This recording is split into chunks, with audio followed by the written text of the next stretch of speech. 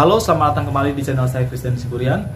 Kali ini saya ingin sharing kepada teman-teman mengenai pertanyaan seputaran fitness. Jadi yang video sebelumnya saya sudah membahas juga beberapa pertanyaan mengenai fitness yang sering ditanyakan kepada saya dan yang mungkin sering kita dengar di tempat fitness. Jadi saya di sini ingin coba sharing mengenai jawaban atas pertanyaan yang biasa kita dengar di seputaran fitness. Pada video sebelumnya itu adalah part 1 dan ini adalah part 2.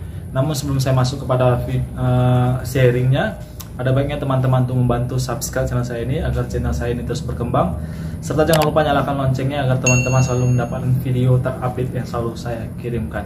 Oke, tidak lama-lama ya, langsung saja ya.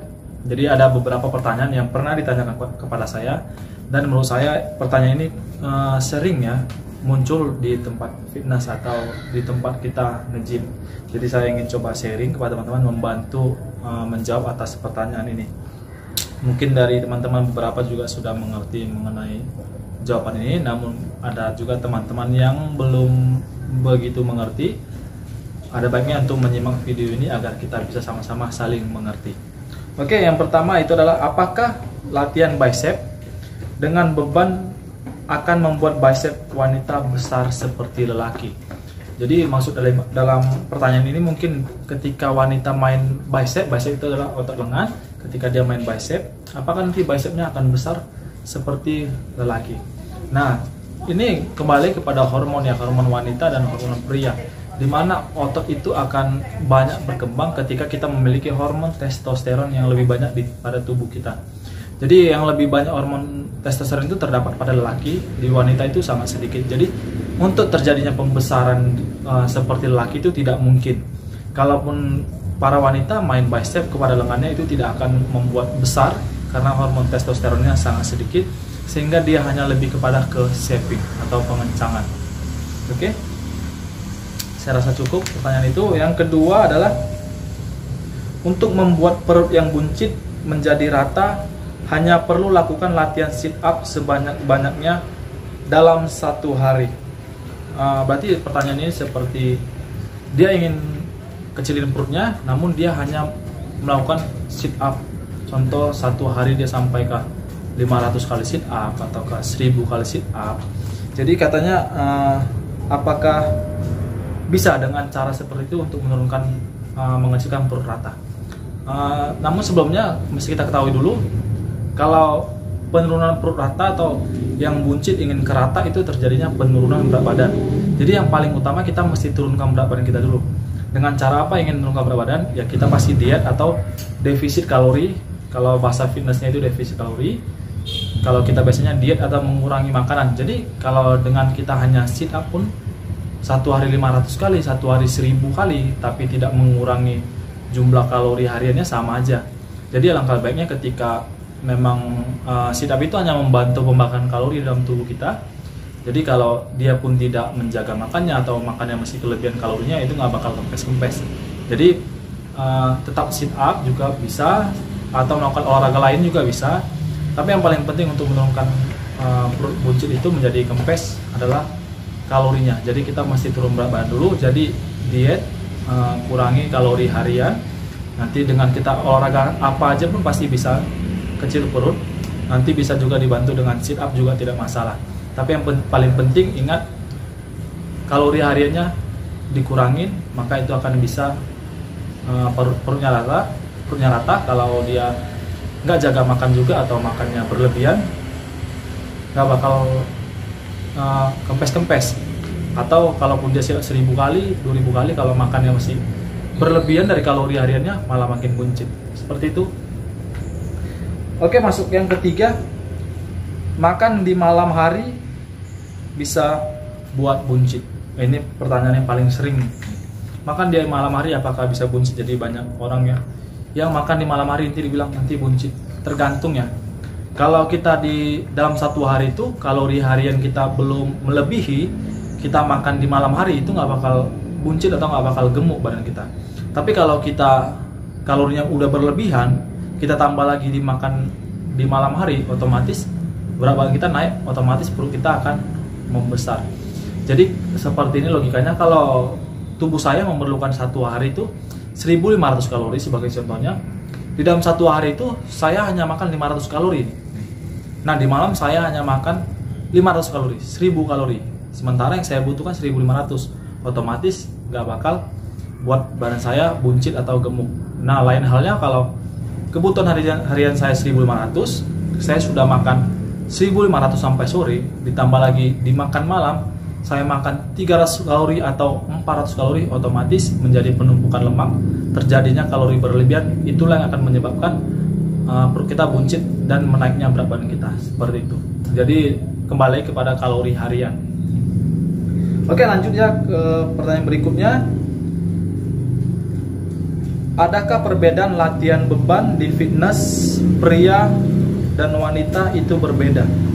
Jadi maksud arti katanya, pertanyaannya mungkin di tempat fitness itu ada latihan yang berbeda. Ini khusus untuk pria, mungkin gerakan ini untuk pria, gerakan ini untuk wanita. Jadi apakah ada perbedaannya karena itu? Jadi sebenarnya tidak ada perbedaan.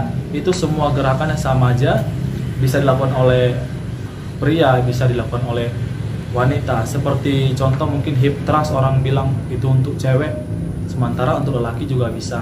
Untuk squat, untuk naikkan bokong, mungkin orang lebih fenomenal kepada itu gerakan wanita, sementara semua cowok pun bisa melakukannya. Jadi tidak ada perbedaan, semua sama saja. Nanti goalsnya itu lari ke masing-masing. Kalau cowok nanti dia menjadi muscle yang terlihat lebih besar, kalau cewek nanti lebih lari kepada shaping. Karena hormon yang tadi kembali kepada hormon testosteron yang dimiliki wanita dan pria itu berbeda. Seperti itu. Terus minum air es bisa buncit. Minum air es bisa buat gemuk. Nah, jadi banyak yang bertanya, apakah bisa buat buncit atau buat gemuk kalau kita minum air es?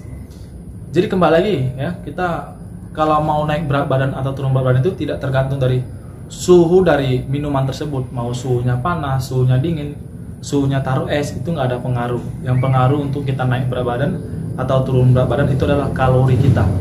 Jadi kalau kalori di dalam tubuh kita itu berlebihan, otomatis naik berat badan. Jadi kalau dia air esnya tidak dipakai apa-apa, itu 0 kalori. Beda halnya kalau air esnya ditaruh gula, ditaruh sirup, ditaruh ya jenis minuman lain, itu pasti akan membuat kalori yang di air putih kian dari 0 jadi bertambah kalorinya karena campuran tersebut, seperti gula, taruh teh manis atau taruh sirup, jadi berlebihan. Jadi kalau air es itu tidak dicampur apa-apa, itu masih 0 kalori. Jadi pada intinya naik berat badan itu bukan tergantung dari suhu ya, suhu minuman kita, itu tergantung dari kalori harian kita. Oke. Lalu masuk kepada makan sehat sudah pasti kurus. Makan sehat dia terus, ketika dia makan sehat dia sudah pasti kalau dia itu bakal kurus. Enggak juga ya. Jadi kalaupun kita makan sehat tapi makan kita kalap atau berlebihan kalorinya, otomatis berat badan kita naik. Kalaupun saya makan seperti nasi merah ya, nasi merah seperti roti gandum, seperti oatmeal, kalau saya makannya digabung semua berlebihan dari kalori harian saya, totalnya otomatis berat badan saya naik. Nah, kalau saya makan sehat masih di bawah kalori harian saya atau masih di range kalori harian saya, otomatis berat badan saya tidak naik. Jadi makan sehat juga bisa naik berat badan, tetap hitung kalori harian atau kalori yang masuk kepada tubuh kita. Seperti itu ya. Oke, langsung masuk kepada sampai mana batas defisit kalori, sampai mana batas kita diet.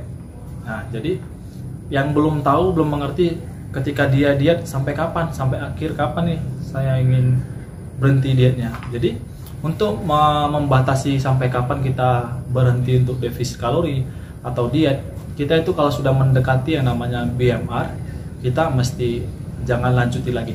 Jadi kita ada TDA dan BMR. TDA kita hitung untuk gimana sih untuk menurunkan berat badan, kita ambil dari TDA situ kita kurangin. Kalau kita mau naikkan berat badan, kita naikkan dari TDA kita. Namun di bawah TDA ada BMR. Jadi BMR ini seperti peringatan kita. Kalau di sini TDA, di sini BMR. Nah, kalau kita sudah mendekati garis BMR, kita mesti sedikit-sedikit naikkan kembali kalori harian kita dengan cara apa? Ada namanya reverse diet, banyak ya. Jadi kita secara bertahap naikkan lagi kalori harian kita sedikit-sedikit.